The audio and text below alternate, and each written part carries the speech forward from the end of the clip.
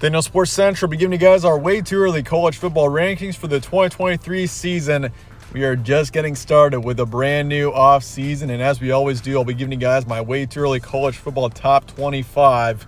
And these are way too early college football rankings for a reason. We're still in late January. There's a lot that we do not know about a lot of teams, but in this video, we'll be covering which teams could be your main contenders in the 2023 season. We do have an idea of what players are likely returning, and when a team has got a lot of key players returning, that is usually a sign that they could be a contender in that season.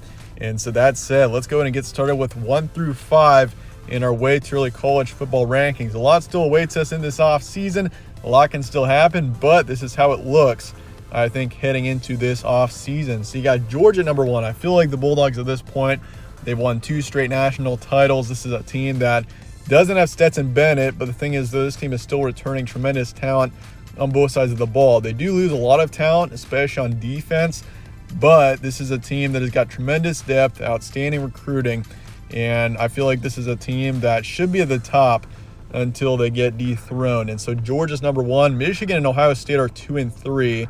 I mean, you got Michigan. Michigan is a team that, I mean, they have overtaken Ohio State the past couple of seasons, but the Wolverines do face some uncertainty here. Jim Harbaugh, of course, is a big storyline so far this offseason, with him being connected to a few NFL openings. Doesn't seem as if he's going to leave for the NFL, but that is a possibility. So we got to keep that in mind moving forward. And if Jim Harbaugh does leave, I think that has a huge impact on Michigan. I just don't think this team will be much of a contender in the 2023 season. They probably still will be in New Year's Six contention, but I don't know about college football playoff contention. J.J. McCarthy's coming back. Blake Corum is coming back as well. 2 key players offensively, so that is something to keep in mind. Blake Corum has got tremendous experience and talent, even though he is a bit injury prone. J.J. McCarthy on the other side is a quarterback very much still on the rise, even though he has disappointed a bit in the college football playoff the past couple of seasons. But Michigan very much a contender. Ohio State as well. The Buckeyes are a team that, I mean, they don't have C.J. Stroud anymore. He is gone. They do have a few losses on the offensive line and a few key losses defensively. But, I mean, the big common factor with this top 3 here between Georgia, Michigan, and Ohio State is all 3 teams have got tremendous depth, especially, if you look at Ohio State, this is a team with outstanding recruiting and depth, which is a key factor. And even though C.J. Stroud is leaving, this is a team that has got Kyle McCord, who appears to show tremendous potential. So we'll see if he gets the starting position. It could be Devin Brown as well. So there's still some questions with the quarterback situation. But I am pretty confident that Ohio State, despite losing a few key players, still will be a contender. Now, number 4, this is USC is number 4 for me. I feel like this is a team that should, definitely, they should be receiving a lot of attention this offseason. This is a team that's got Caleb Williams coming back. I mean, they do lose Jordan Addison, their key receiver. They lose Travis Dye as well. But I wouldn't be surprised one bit. We saw this team really perform well in the transfer portal this past year, and that changed the game offensively, especially. Now, defense was an issue for this team this past season. Defensively, that was their issue. I mean, this is a team that offensively could have been a contender for sure, but it was just the defense that really came back to bite in a lot of circumstances this past season. And so you consider that USC, I think, is a team that, with returning some outstanding talent, and they're also adding a lot of talent, I think USC is very much a team that I could see a big-time college football playoff contender in 2023. Now, Florida State, this is a team that really rose up in the 2022 season. This team has got, you got Jordan Travis coming back, who I definitely think is a big-time Heisman contender. He played outstanding this past season. I mean, Florida State, this is a team that's returning most of their starters on defense. They're only losing 2 starters on defense. Offensively, they're returning most everybody. So, I mean, this is a Florida State team that I could see as very much the top team in the ACC this upcoming season. We saw Florida State be a big contender just a few years ago, and they kind of have been down the past 5 or 6 years. But 2022 was a different story. They had a solid season, and I think that's going to lead into 2023. Florida State, I got in my top 5 in my way too early rankings. This is a team to really keep an eye on as we head into 2023. So there's your top 5. I am fairly confident with the top 5 here. I think you got Georgia, Michigan, Ohio State as the top 3. After that, it kind of varies, but I do think USC should be very much considered for the top 4 this offseason. Alabama's number 6. This is a team that you can never doubt a Nick Saban coach team, but Bryce Young is gone. You got Jalen Milroe at quarterback this season, who, he's a quarterback that's got tremendous potential, but when we saw him play this past season, he struggled with ball security. He struggled with just in general, playing with this offense. So we'll see. The offseason, he's got a lot of time to improve, and I do think it'll be different by the time we get to the beginning of the season, but the Crimson Tide do have a few uncertainties. I feel like this is a team that was very much set up to win a title in 2022, a national title, but just didn't happen. So in 2023, I think number 6 is a good position in the way too early rankings. And as of right now, Georgia has overtaken Alabama as the big-time power in college football. LSU's number 7. This team is back from the dead. This is a team that in 2022 rose back up, got a few solid wins. They were 10-4 in 2022, and they've got 10 of their 11 starters returning on offense. Defensively, they do use a few key players, but I do think this team is, very much going to be a big-time contender in 2023. I think the SEC, you got Georgia, you got Alabama, you got LSU for sure. So those are probably your top 3 teams, I'd say, heading into the off season here in the SEC. And I think LSU with Jaden Daniels coming back, keep an eye on them. Penn State's number 8. This is a team that was quietly one of the best teams in the country in 2022. And they do lose Sean Clifford. They lose a few key players offensively and on defense. Obviously, you got Joey Porter, who's gone. Taberton, defensive end, is gone. A couple other players on the defensive line. So they do lose a few key players on defense, but offensively, I do think Penn State looks pretty good. You got Drew Aller, the freshman quarterback this past season, who I think honestly could have played better than Sean Clifford. Sean Clifford had a great season, but Drew Aller is definitely a quarterback that shows tremendous potential. So I think Penn State is a team to still very much keep an eye on. I like Drew Aller a lot. Just a matter of if the defense can remain strong heading into 2023. Washington's number 9. The Pac-12 is bound for an outstanding 2023 season, I think. You got USC towards the top. You got Washington and Oregon at 9 and 10. Washington, a team with Michael Penix coming back. This team really performed well with him in 2022. Keep an eye on them. Then you got Oregon at number 10. Bo Nix coming back. Oregon has got tremendous talent returning. Also keep an eye on them. I think the Pac-12 is in a really good position to send a team to the college football playoff this upcoming season. Just a matter, the Pac-12 this past season, it was a good conference. They had 6 teams that were really solid teams, but those 6 teams just beat each other up, and we ended up not seeing a team in the college football playoff out of the Pac-12.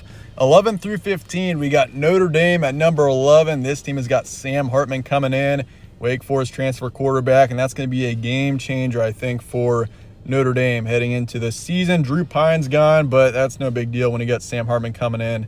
I think Notre Dame is a team to really keep an eye on, and this team could be a potential dark horse heading into 2023. Well, they usually get pretty good. This is a team that's usually expected to be a solid team year in, year out, but especially in 2023, I think some might underestimate Notre Dame, but Sam Hartman, this is a team that I think, they lose Michael Mayer, their top tight end, their top in receiving, but I do think this team has got several outstanding additions with Braylon James, Caleb Smith entering the receiving core. I think this team will be just okay just fine going into the 2023 season.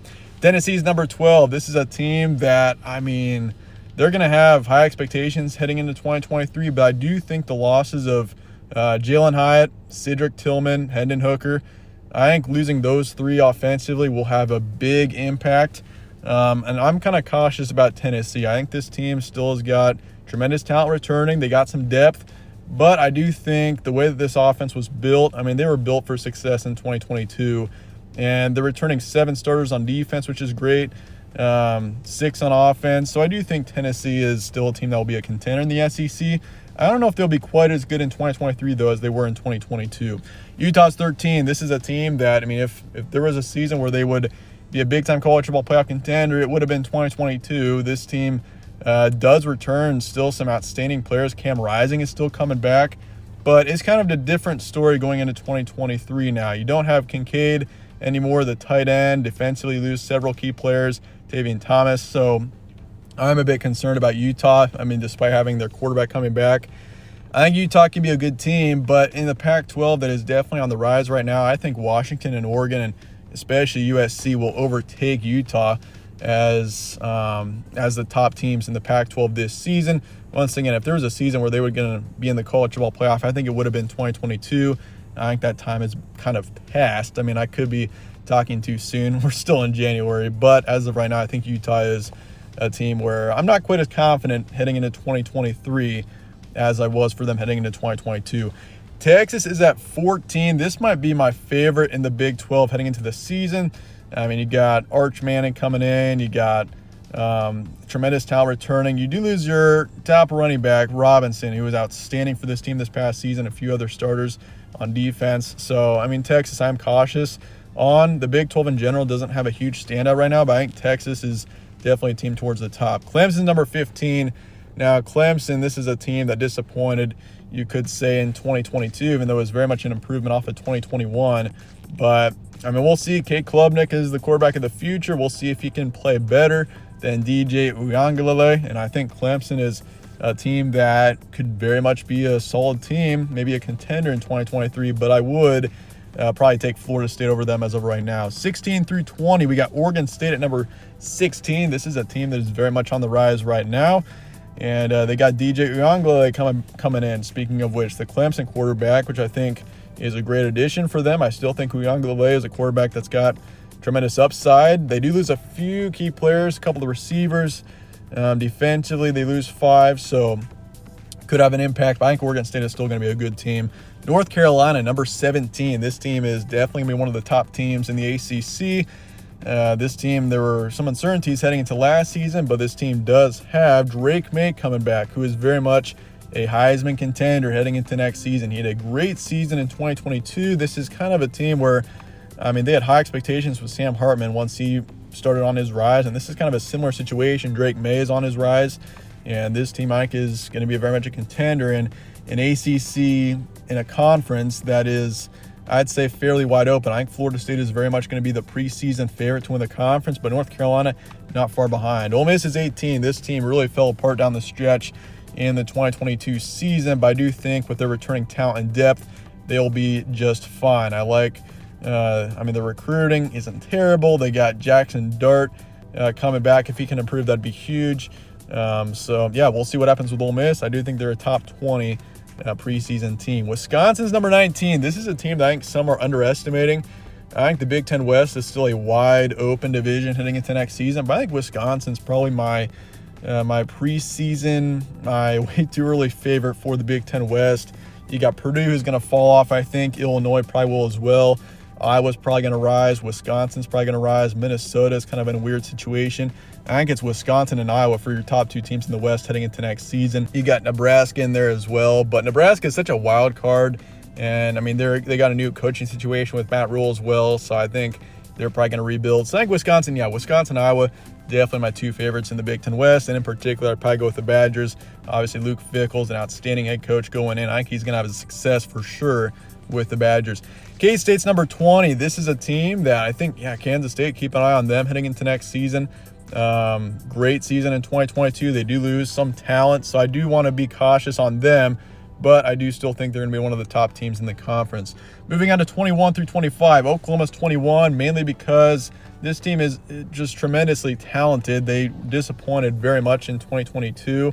But I think heading into next season, second year under Venables, I think Oklahoma's going to be okay going into next season. Once again, the Big 12 is wide open. Once again, heading into next season, there's no big standout. But I do think Oklahoma's up there as a team that could sneak in there and be one of the better teams in the conference. South Carolina's 22. Spencer Rattler coming back. What a finish to the season for the Gamecocks. I got them at 22. I think South Carolina is also a team to keep an eye on there in the SEC. And, I mean, I think they're going to take over as probably one of the top 5 teams in the conference going into next year. Tulane's 23, still got some great talent coming back. They're probably the favorite right now out of the group of 5 to be one of the better teams. I got TCU at 24. This is a team that is actually receiving a lot of good positions in way too early rankings. I mean, TCU's in the top 15, top 10 in most of them.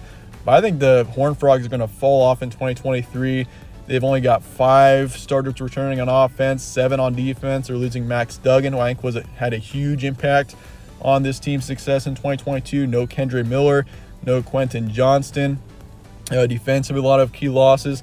I just don't know if TCU can return to that same level or maybe even get close to it in 2023. I do think they kind of fall off similar to how Baylor did heading into 2022 after their outstanding 2021 season. We'll see. I could be wrong, but I think TCU does fall off a bit. I've got them at 24. Texas A&M's 25, mainly because of their talent. I think this is a team that's got tremendous talent, and Jimbo Fisher's got to get it figured out. This is a team that had no business not making a bowl game in 2022. Moving on to some honorable mentions, we got Texas Tech, Arkansas, Iowa, Maryland, and Pitt in the first 5 out. I think Texas Tech, the way they finished out the 2022 season, keep an eye on them. Arkansas, I do like to potentially be somewhat of a contender once again, even though I'm not quite as confident on them heading into 2023. Iowa's a team, one of the better teams in the Big Ten West, although I do favor Wisconsin over them right now. Maryland is also in there. Tagovailoa, I do think Maryland is potentially one of the better teams, definitely a top half team in the Big Ten. And then you got Pitt as well in there. I think that's a team that returning some talent. I think Pitt could be one of the better teams in the ACC. But anyway, that said, it's going to wrap it up for my way too early college football rankings for the 2023 season. Once again, these are way too early rankings for a reason. We are still several months away and just getting started with a brand new off season. Let me know your thoughts in the comments below on these rankings, and I appreciate you guys all watching as always. Stay tuned for more from All Sports Central. Catch you on the next one.